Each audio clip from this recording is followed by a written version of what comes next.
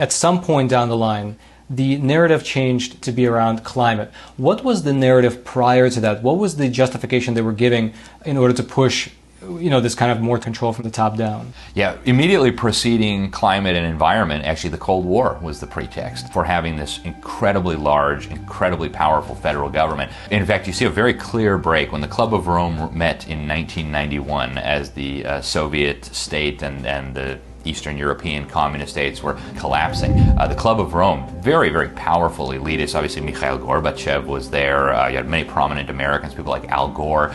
They got together and they came up with this incredible document where they actually said we need a new justification for this all-powerful state. So the new excuse is going to be because the environment is going to be harmed and because climate is going to hurt us. Wait, what? I could not believe what I just heard. Did world leaders really lay out this globalist plan in plain English in a physical book way back in 1991? I went on Amazon, and there it was. The First Global Revolution, which states, and I quote, "In searching for a common enemy to unite us, we came up with the idea that pollution, the threat of global warming, water shortages, famine, and the like would fit the bill. And therefore, the real enemy is humanity itself." The science is clear. We are getting dangerously close to the point of no return. The science is very clear. This natural world is severely endangered. Code Red for Humanity is not a group of political officials, elected officials.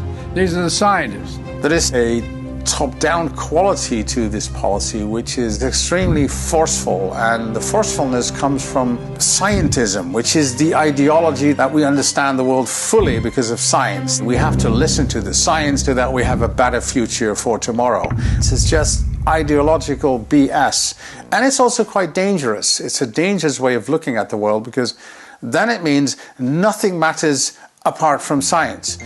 Culture doesn't matter, history doesn't matter, religion doesn't matter, social interaction doesn't matter, nothing matters but science.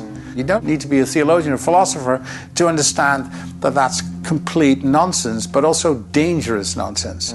If nothing matters than just science, then what kind of a world do we actually live in? History is truly at a turning point. In times of crisis, the role of governments is more important and more relevant than ever. The World Economic Forum is actually a critical part of implementing this UN agenda. Some years ago, they became a strategic partner of the UN in the implementation of Agenda 2030.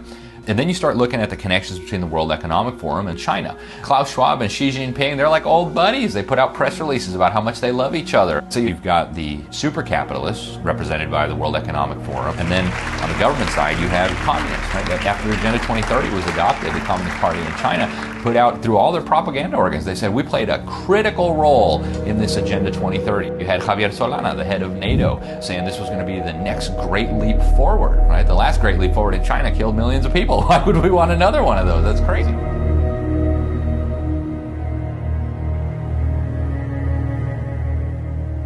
So you have communists and super capitalists all coming together and working on this one sustainable development agenda. And that should make us all pause and say, wait a minute, that doesn't make sense on the surface. What's going on here? China is a powerful example of what can be achieved when national governments make environmental protection a top priority. The motivations of those who are pushing this agenda, many of them tend to emulate countries like China, which have abysmal environmental records. This is a country that has massive pollution problems. They don't seem to care about rivers and lakes and streams. There's all sorts of toxins pouring into them. In actuality, I would say their envy of China is more to do with their control over their population and control over politics than it has to do with the environment. In looking at this, it looks like the environment's a tool to achieve power more than it is an end goal of itself to actually protect nature.